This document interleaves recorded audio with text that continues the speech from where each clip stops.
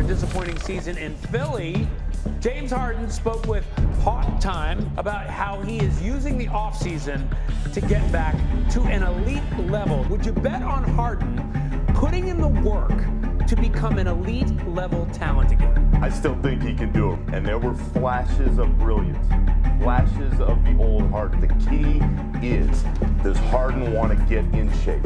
Does he want to dedicate himself to be that type of player?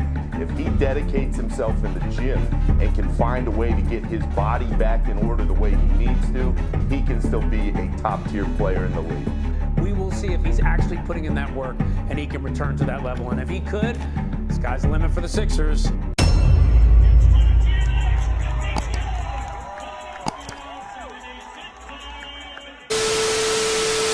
Out of all the problems that the Sixers showed last season during their loss to the Miami Heat in the second round of the NBA playoffs, one of the most glaring problems was the inconsistency of James Harden. Obviously, during this series, Joel Embiid was injured, but I do still believe that the Sixers, even with an injured Embiid, could have potentially beaten the Miami Heat in that second round series if James Harden had stepped up when the Sixers needed him to, especially in those first two games in which Joel Embiid was absent. And then in the last two games of the series, as Game 5 was very pivotal in Miami, and then Game 6 where the Sixers were facing elimination, James Harden didn't do what he needed to do for the Sixers to win the game, and it ended up being one of the biggest reasons why the Sixers could not advance past the second round yet again.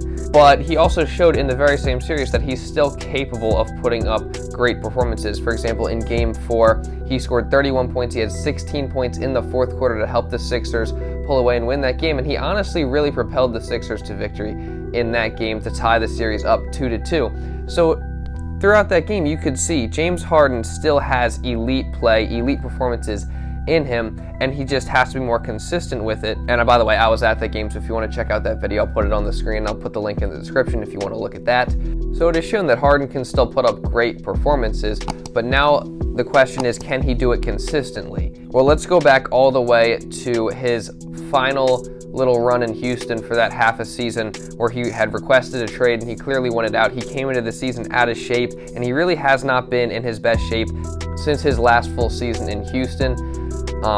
Like I said, he came into that season out of shape, and when he got traded to the Brooklyn Nets, even though he still wasn't in the best shape, he put up great numbers, and he had adapted his game to play in that lineup that featured Kevin Durant and Kyrie Irving.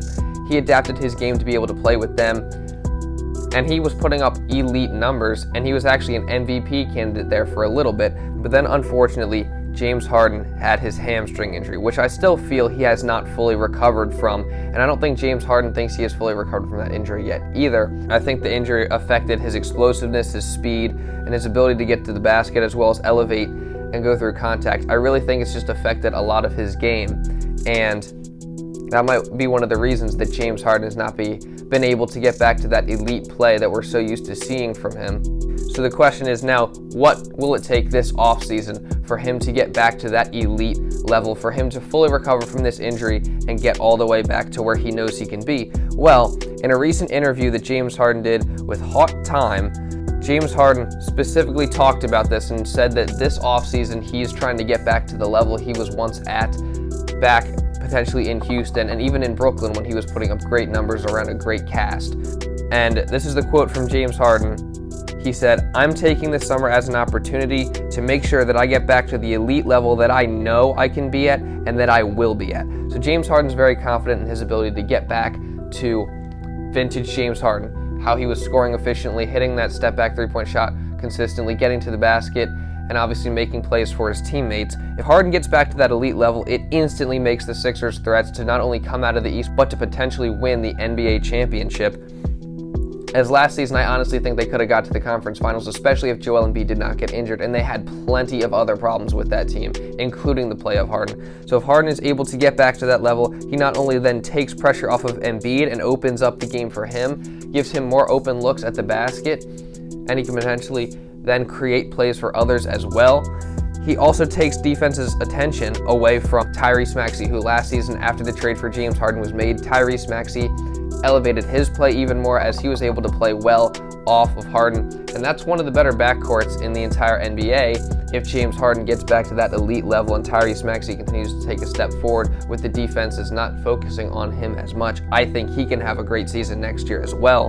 And this will be the second straight year James Harden is playing with this same core of players. It seems like over the past 5 or so seasons, when the Sixers have been consistently making the playoffs and getting to the second round, they have not really kept the same core around for a long time. That first season, it was Simmons and Embiid, and then they had Covington, Saric, and Redick. Then the next season, they had the Jimmy Butler, Tobias Harris trades. The season after that, it was Al Horford and Josh Richardson.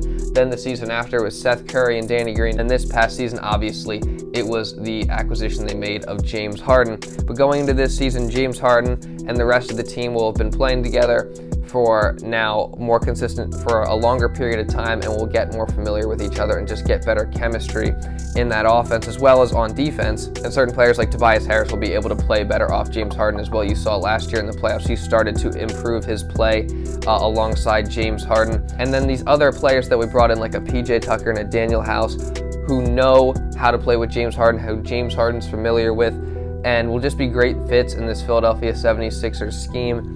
Of what they're trying to do, and a player like De'Anthony Melton again, who I think will be another good addition to the team, and I think he can really make an impact as well.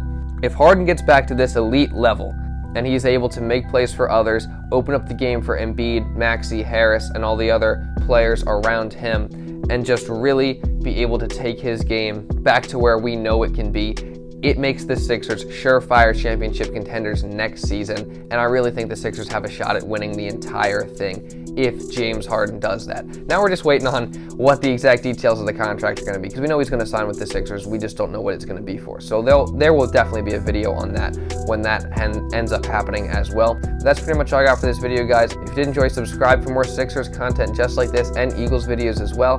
Drop a like down below to help push this video out to other people. And just a heads up, I'm going to be making an Instagram soon as well, and maybe a Twitter, so I'll definitely make sure to keep you guys posted on that if you do want to give me a follow over there once those are up. And that being said, that's pretty much all I got for this video. So thank you all so much for watching, and I'll see you in the next video.